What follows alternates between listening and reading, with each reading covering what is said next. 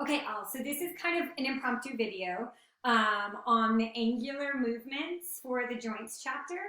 And I apologize because I'm in my casual weekend attire, but I realized, thank you to a classmate who posted a question on this, that I did not have a video in my stock of videos for you. I have one for an old video that I made for my 160 class, but I didn't have one for you on the angular movements.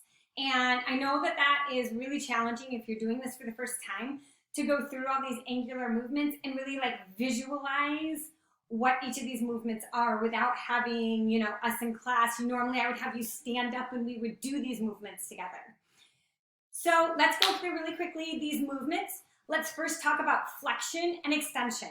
Flexion is just this movement where you're decreasing the angle between two bones, okay? So for here, we're gonna decrease the angle. We're gonna do flexion of the forearm. We're gonna decrease the movement between the humerus bone here and the ulna. So this is going to be flexion, okay? And again, I decreased, you can see, I'm decreasing the angle between the humerus bone here and the ulna as I flex. Okay, now extension is just the opposite. Extension is increasing that angle. So as we move that forearm back out, we're doing extension of the forearm. So this is flexion of the forearm, extension of the forearm. Now you notice that I say forearm and not arm, okay? Because I'm going to show you flexion and extension of the arm here as well. And this is going to be very important for the next section when we get into the lab for muscles and we talk about the different actions for different muscles, because there's going to be a difference between whether you're doing flexion of the forearm versus flexion of the arm, or you can even say upper arm. I like to tell you guys to say, do flexion of the upper arm and then flexion of the forearm to separate out the two, okay? So let's talk about now flexion of the arm. So this is going to be flexion of the arm, okay? So again, we're going to be decreasing the angle between these bones here of the pectoral girdle and the humerus. And then we're going to do now extension of the arm. And then let's do hyperextension. So hyperextension is just a continuation of extension past anatomical position, which brings me to a good point that I haven't mentioned yet.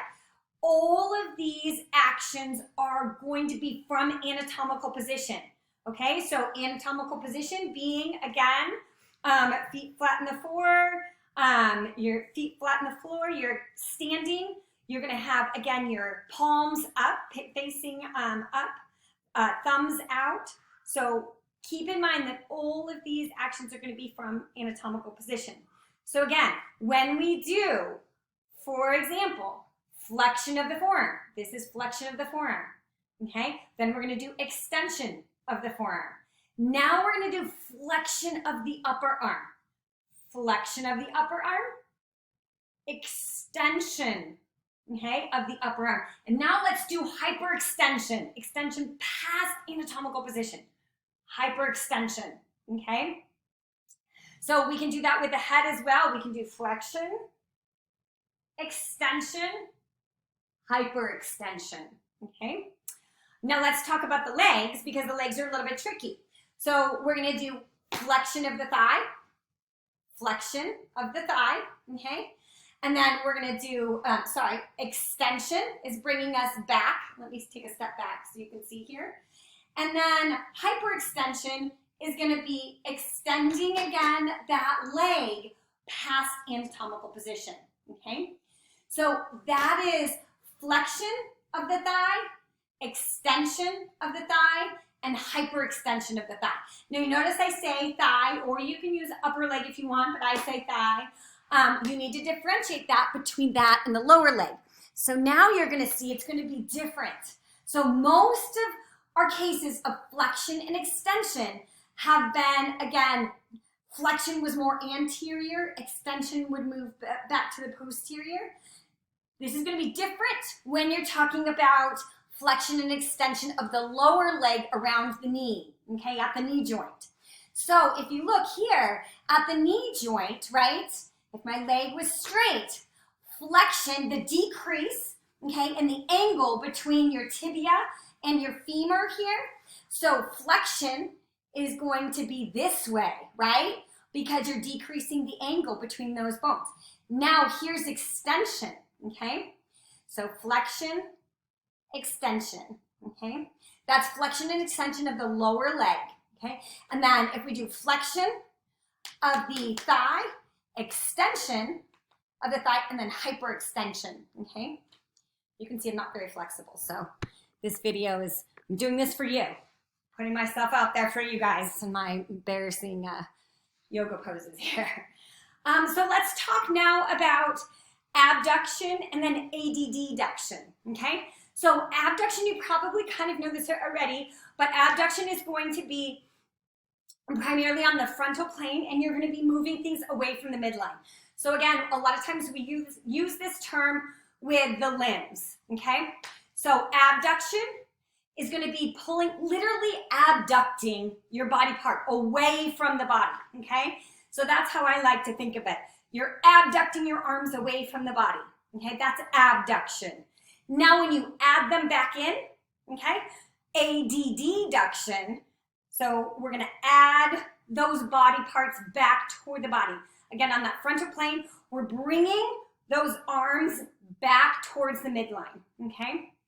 So this is abduction, abduction, and this is adduction, adduction, okay? Same with the leg. Abduction, okay? And then adduction, bringing it back, okay? Fingers separating out those phalanges, abduction, adding them back together, adduction, okay? So that's abduction and adduction. Then we also have circumduction.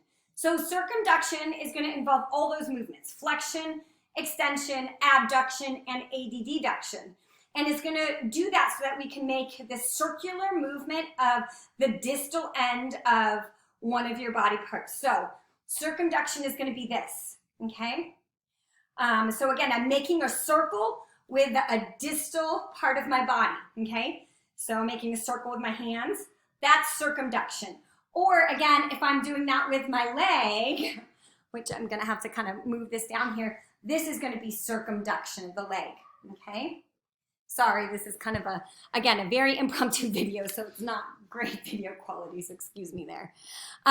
So those, that's circumduction, pretty easy. Think about circumduction making a circle with some body part, okay? Circumduction is commonly mixed up with rotation. Rotation is going to be when you're taking a bone and you're going to revolve it around its long axis. So let's talk about rotation of this shoulder here, around the shoulder joint. So what we're going to do is we're going to be rotating, okay, again, the humerus around this longitudinal axis. And if we do medial rotation, we're going to rotate this towards the midline. So this is I'm here in anatomical position. If I turn it this way, this is medial rotation because I'm rotating it towards my midline. If I rotate it away from the midline, that's going to be lateral rotation, okay? So medial rotation, lateral rotation, okay? Same thing with the legs.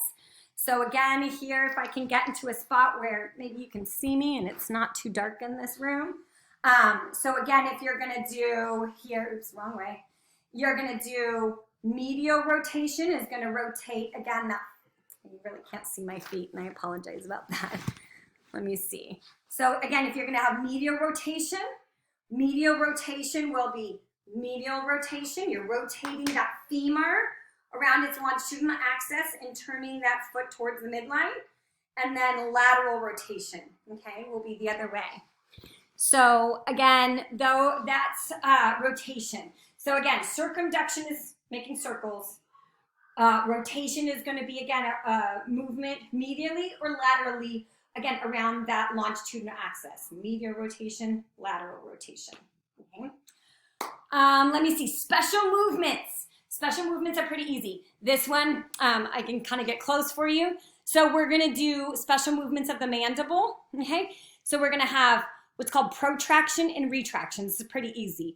So protraction, protrude your mandible. That's protraction, okay?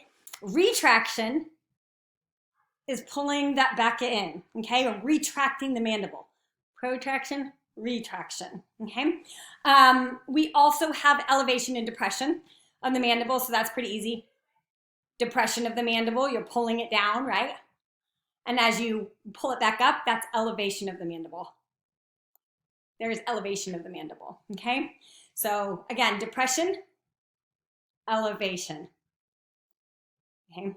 I only make a fool out of myself for you guys. And then lastly, we have inversion and eversion, dorsiflexion, plantar flexion. Oh, and then we have pronation and supination. See, I made myself a note so don't forget. Okay, so this is where I have to do some yoga movements here. Okay, so for us to do inversion is going to take the sole of the foot and rotate it medially, okay, towards your midline. This is inversion, okay? Eversion is going to be taking that again, sole of your foot and rotating it laterally away from the midline. So inversion here, eversion here, okay? Inversion, eversion. Now, dorsiflexion and plantar flexion are pretty easy. I'm gonna give you my trick. So plantar flexion, I do that one first. Take your toes and point them to the plants. There's your trick to remember plantar flexion, okay? So again, you're gonna take your toes, point them to the plants, that's plantar flexion. The opposite is dorsiflexion, okay? Pulling it back dorsally, okay? Plantar flexion, dorsiflexion. And then lastly, we have, I think, pronation, supination, and opposition, okay? So pronation and supination are pretty easy because we're gonna do supination first, okay? So we're in anatomical position, okay? If we pull our arms up, this is supination, okay? We're holding a bowl of soup, okay? So that's supination. The opposite is pronation, okay? Supination, pronation. So supination makes the bowl of soup. Pronation is just the opposite, okay?